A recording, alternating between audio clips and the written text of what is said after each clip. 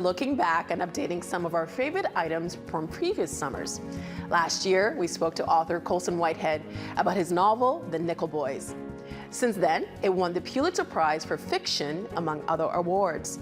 I'm Nam Kiwanuka, and we've got our conversation with the now 2 times Pulitzer Prize-winning author, as well as an update from our Ontario hubs, next on the agenda in the summer.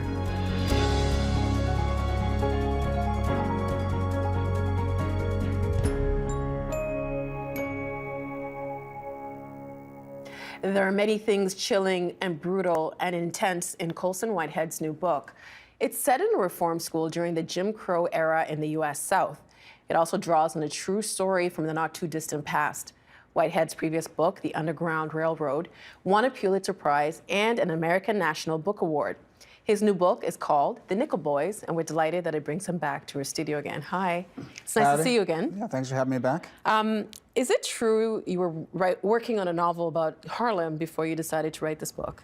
Well, yeah, I mean, I usually write a book that's more serious, maybe a book that has more humor. And definitely The Underground Railroad, my last book, was about slavery and had the least number of jokes per page. And so I was ready to maybe do something different. What changed then? The world changed in November of 2016. The American election? Donald Trump got elected. And it just seemed, while a crime novel has its place, I had to go back and sort of figure out how we got to the place of electing someone like Trump.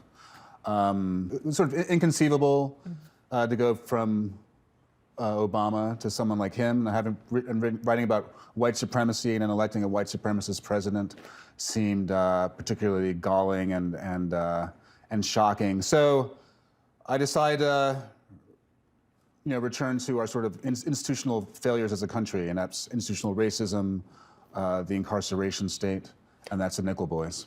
Do you feel a certain responsibility to do that in your position? It's really, for me, I think I've written about American history and race, and I've also written about New York City and poker and zombies, and I try to mix it up, and like a lot of people, I have a lot of different interests. So I didn't feel a duty to talk about it, but I felt just for me to make sense of what's going on in the country, it made sense for me to do it. You won a Pulitzer for your last novel, The Underground Railroad, and you said it took you 16 years to write that book. How did you find your voice for this book? It came very quickly. I felt a real connection with the material very early on. It's a realistic book, as opposed to having a sort of fantastic structure like The Underground Railroad. It's very linear. It's very close to the 2 protagonists, these 2 young teenagers who get sent to this reform school. And I think I was traveling a lot doing promotion. I was distracted because of watching CNN all day.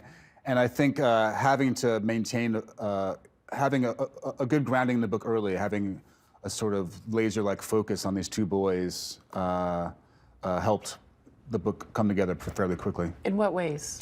Well, the book is very short. I had an idea of the 2 boys and their divergent fates very early. Because I was so distracted just from traveling the world, because the other book did so well, I had to learn how to write in hotels and on planes and on trains, and write in a very different way than I usually do, which is I'm in my apartment, I write a page, take a nap, write a page, weep for half an hour. Do you think that there was a sense of urgency to write this book in that way? I think the subject matter it's more of a straightforward tragedy than my previous book, and there's a sense of inevitability, and I think that guides the reader through the story and was guiding me as its creator to its conclusion. Let's talk about the book. Paint us a picture of what life was like for Black people during the time that Nickel Boys is set in. It takes place in 1963, and we are about 10 years into the civil rights movement. Martin Luther King has been famous for a while and has had a few triumphs. So that our protagonist, Elwood, who's a sort of straight-A student in Florida, is inspired by him. He's grown up listening to Martin Luther King's speeches and sees a role for himself in the civil rights movement, marching, writing. It's before a lot of the Jim Crow laws are still in effect in the South. What are the Jim Crow laws? They spring into being after the Civil War to restrict black possibility, black movement in the South. And So different schools, different neighborhoods. Segregation. If you're walking down the street, don't get out of the way of a white person, you can be put in jail. Obviously, lynching is illegal, but comes out of that sort of restrictive Jim Crow atmosphere. And so it's before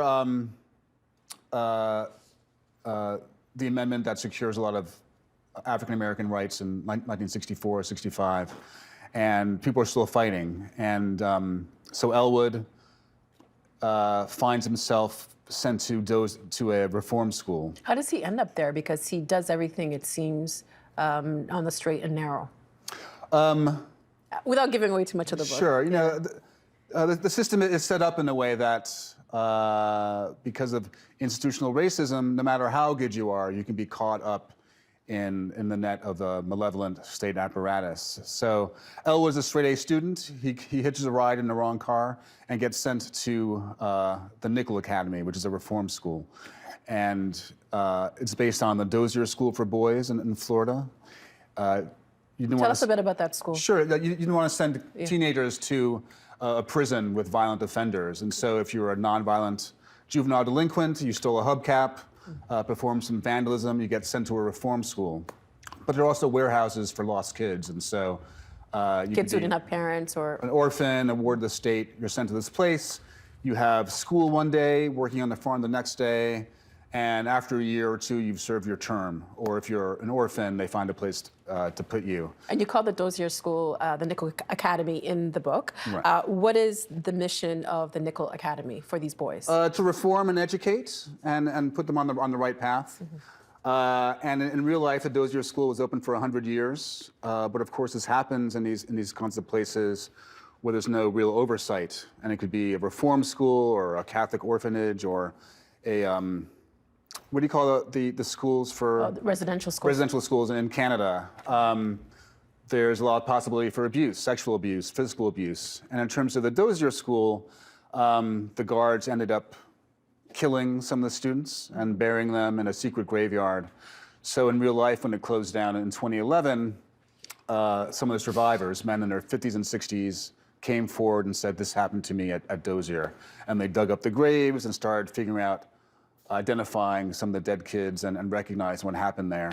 And in the school too, it was there were black and white kids, also mixed race people, kids. It was segregated. There was a white campus, a black campus. You couldn't mix, and even the white students got it bad, but of course the black students got it worse. Is that one of the reasons why you wanted to write this book, focusing on these two black students? I'd never heard of Dozier School. You know, when some of the survivors came forward in 2014. And they dug up the graveyard. That's when I first heard about it. And it just seemed that summer of 2014, it was a summer of Ferguson, Eric Garner, a man killed by police in Staten Island. There are all these places that you never hear about. And if there's one place, there's 100. And I'm not one to sort of step up to duty, but I felt someone had to tell these kids stories. And I felt compelled to write about Dozier in my own sort of alternative fashion. I want to read something that you wrote the day that Elwood is there the first time at Nickel Academy, and this is what he sees. They walk to the colored housing. Elwood's posture unscrewed.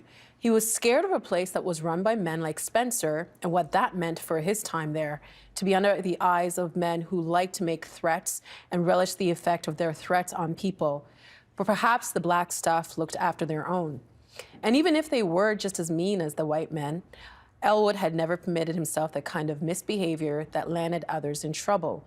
He consoled himself with the notion that he just had to keep doing what he had always done, act right.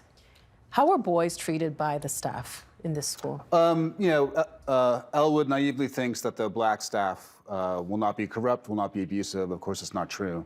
The staff gravitates to a place like Nickel Academy because they can permit this kind of abuse.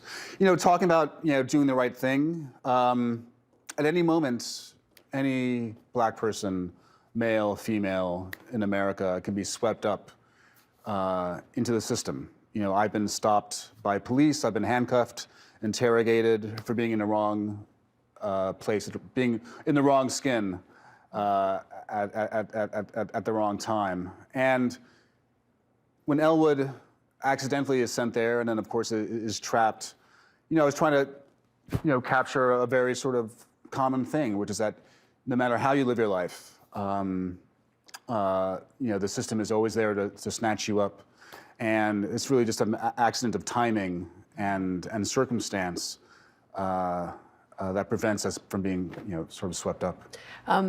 This happened, the book is set, you know, a lot of people say that we're living in a post-racial society. Elwood seems to be very optimistic. I guess he has no choice but to be. Is that something that you have to do to just move through America for yourself? Well, I mean, as a parent, I have 2 kids, and I have to hope that the America they're growing up in is better than the one I grew up in. The same way my grandparents and parents growing up in their days of Jim Crow had to hope that their offspring would grow up in a better world, and in some days it happened, and in some ways it didn't happen. I think, you know, we talked about Elwood, who's the sort of positive character in the book, optimistic, thinks he can affect change. The other character is Turner, and he's an orphan, streetwise, and he's in Nickel Academy for vandalism and He sees it very differently. Sees it very differently, and some might say more accurately, you know, things aren't changing. And I think in that summer, in the winter of 2016, I was wrestling with those 2 bits of myself, the optimistic self, which does believe that America can get better, and the cynical self that, you know, perhaps thinks that we do make a little bit of progress and then we fall back. We make a little bit of forward progress and fall back.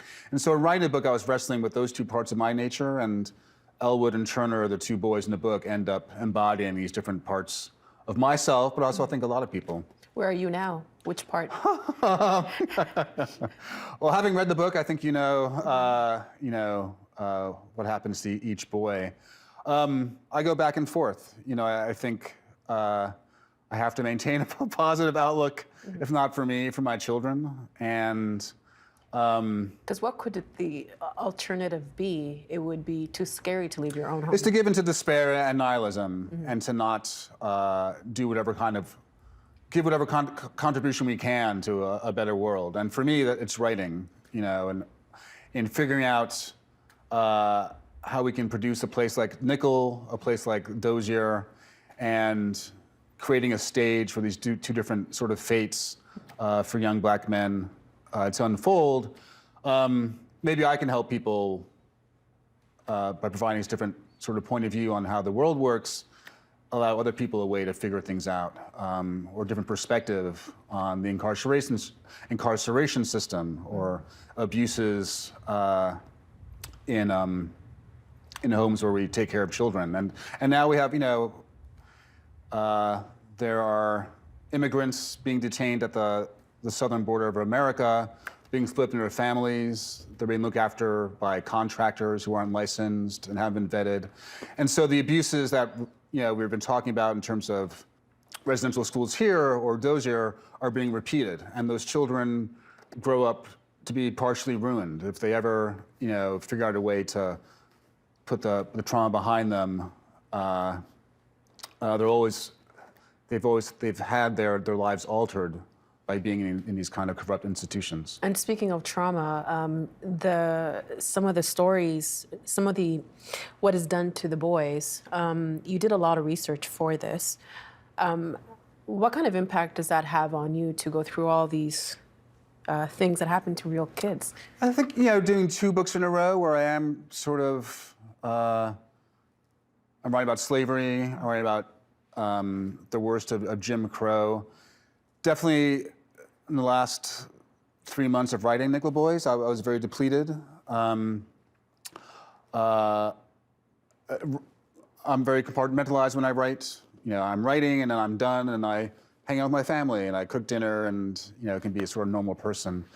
With this book, you know, the sort of daily onslaught of the current administration in America, writing the book, wanting to do more research, I couldn't write and then watch the nightly news and then watch this documentary by Ava DuVernay about prisons. It was just really too much. And 13, right? Yeah, 13. I was saving it, and then I could never just get the energy to read to look at it. But could writing this book also be seen like an act of defiance? Because during Jim Crow, you wouldn't have been able to do that. Sure. I mean, I think that the story is out is an act of defiance. You know, the boys tried to tell newspapers, the government for years, and they would have a brief investigation. We're going to outlaw corporal punishment, and then of course they just move it to a different building on campus, out of sight of visitors. So the boys have tried in their own way for decades and decades to try and get their story out. And if the Nickel boys find some sort of audience, shining a light on what actually happens, gets their story out there, I'm very happy. There are also men in their 60s and 70s who've grown up being ignored and having their stories not taken seriously. Because the school just closed recently, right? It just closed in 2011, and there were a series of reforms, and so it wasn't as bad in 2010 than it was in 1901, obviously. But it was still in such a terrible institution that was closed down. Well, there's something, you mentioned Dr. King earlier, and Elwood gets a record of one of Dr. King's speeches, and he listens to it, and it changes him. What impact do the words of Dr. King have on Elwood? Well, he's 16 when he goes to the school, and Dr. King has been a national figure for 8-10 years. So he's grown up thinking that we can affect change, that young people can sit at lunch counters, they can march, and Brown versus the Board of Education will be decided. You can actually make change by standing up. We pull back, and what happens to someone like Martin Luther King, who's struck down? What do we do with our sort of visionary political figures, whether it's Malcolm X, with one idea of black progress, Martin Luther King, JFK, they're struck down. We eliminate them. And so Elwood, before he gets to Nickel, is very much, I think, capturing the mood of a lot of young black Americans in 1963, full of the idea that we actually are moving forward to a better place. And in 2018, 2019, we have in some ways, but also we have a long way to go. But in a way, though, that the recordings of Dr. King kind of give him hope when he shouldn't have any hope. And they gave me, in doing the research and going back to his speeches, he was such a singular figure. It's hard to believe that he actually existed in some ways. And he must have been terrifying to the order, the Jim Crow order, in 1955, 1962. And so stirring to a young soul like Elwood, who's trying to find his way in the world. His parents are gone. He's being raised by his grandmother. And Martin Luther King becomes this inspirational figure that says what everyone wants to hear. You can affect change, and you can be anything you want to be. Mm-hmm. Has anyone been held accountable for what happened in the Dozier school? Not accountable. In the real-life school, Dozier, the people who, there are a few memoirs written by people who were there, and they mentioned one superintendent, especially a one-armed man who lived to he died recently, but he worked there for decades and decades. After he retired, he was given a Good Citizenship Award by the town and was never held accountable. And I think when I started writing the book, I had two mottos at the head of my computer file, and one was the innocent suffer, and the other is the guilty go unpunished. And no one got punished for the violence and sadism perpetrated for decades and decades at this school. People are rarely punished in these sort of situations. They're relocated to different schools. and no one at the new institution hears about what happened at the other place. They retire, live happily, and the people they ruin reckon with that 1 year of trauma for the rest of their lives. Is this an isolated case, or are there other reform schools like this? Yeah, no, I think going back to what we were talking about, the head of the show.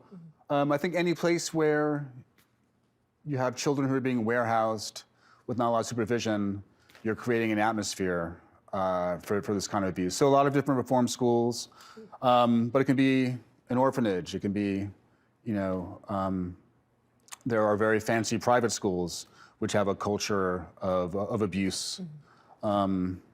And luckily, I think now in the culture, we're having a conversation about it, and it's not as common. It doesn't go on as long. I don't think you have to go very far to find. Oh yeah, there's unfortunately these boys came to be known as the White House Boys. Have you been in touch with any survivors? I haven't. Not when I was writing. I think for nonfiction you have to. With fiction, I wanted my own sort of latitude. I got a letter from one of the surviving boys who wanted to meet. So I guess we'll arrange a meeting. I didn't want their real life story to intrude upon my fiction, and I think nonfiction has that. You have to be accurate and not deform what actually happened. Writing this book, what did you find out about yourself? I think wrestling with optimism and pessimism, and how do you reconcile these two very different ways of being in the world. I think most of us are a mixture. I think we get a lot of things done when we can see the possibility in the world. Then also I think being cynical and realistic also has its advantages. So I was writing about my own sort of struggle to figure out how to be in the world, how to figure out a philosophy of being. And I think, maybe in the last 5 pages of the book, you might have an indication of where I am these days. I won't even. This book was it was incredible. It was heartbreaking, and it was beautifully written. Thank you for telling this story. No, thanks for having me on. Thanks. As Ontario locked down for this pandemic, gig economy workers, particularly food couriers, became busier than ever. David Rockne Corrigan is our Ontario Hub's journalist covering the eastern part of the province. He's been looking into what it's helped reveal about this subset of the labor force and joins us now from Kingston. Welcome to the show. Hi, Jan. Now, gig workers have precarious employment at the best of times. What has life been for them during this pandemic?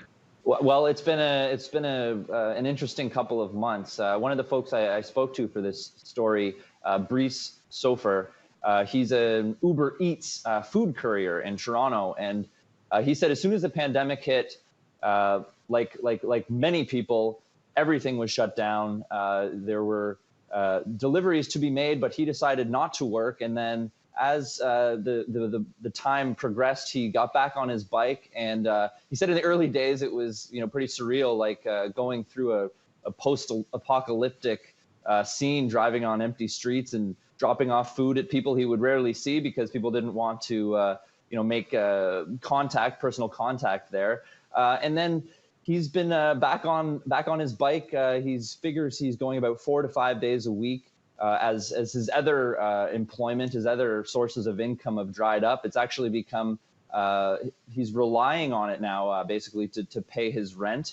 But some of the changes that they've gone through, Uber in this particular case had sent out a policy to its workers, including things like having to wear masks. And in order to prove that they've worn a mask every day before he goes out on his bike, he needs to take a selfie with the Uber app and send it to them to show that he's at least starting his day with a mask. So that's one big way that things have changed for food couriers in Ontario. I want to talk about how COVID-19 has shed light on some of the broader labor issues and employment issues in the gig economy. Sure. So one of the folks I spoke to was a regional director for the UFCW, the United Food and Commercial Workers Union, and they are part of a union drive for Uber drivers. And this man Pablo tells me that some of the issues, many of the issues that were there before the pandemic, are still there, and they've just sort of become exacerbated or highlighted because of the pandemic. So one of those is wages, and a lot of these drivers are on the road for more than 40 hours a week, we'll say, and often it'll end up being less than minimum wage that they're paying. So some of these issues, a lot of them have actually just been sort of turned up for these drivers over the last 3 months. I'm curious, what are the options, for these workers if they feel their rights are violated? Sure. There's a couple of interesting things happening right here in Eastern Ontario, one of which is the Ottawa Pro Bono Legal Clinic. This is some law students at the U of O offering legal services for people who think that they may have an employment or labor case. But even more interesting is out of Queen's University here in Kingston, we've got the Conflict Analytics Lab, which is using troves of data in order to determine whether somebody may have a labor law case. So if people wanted to go and they think that maybe their rights are being violated or exploited by their employer, that they could go onto this website, myopencourt.org, to see if maybe they've got a case. And then it'll search through data using AI, and then we'll connect these folks with a lawyer if they've got a case. David, always a pleasure to have you on the show. Of course, our viewers can read your article on tbo.org. It's David Rockne Corrigan, our Ontario Hub journalist covering Eastern Ontario. Thanks again. Thanks, Jan. And that's it for tonight's Agenda in the Summer. I'm Jan Jaganathan. Thanks for watching TBO and for joining us online at tbo.org. And Nam will see you again on Monday. The Agenda in the Summer with Nam Kiwanuka is brought to you by the Chartered Professional Accountants of Ontario. CPA is a regulator, an educator, a thought leader, and an advocate. We protect the public. We advance our profession. We guide our CPAs. We are CPA Ontario. Ontario Hubs are made possible by the Barry and Laurie Green Family Charitable Trust and Goldie Feldman, and by viewers like you. Thank you.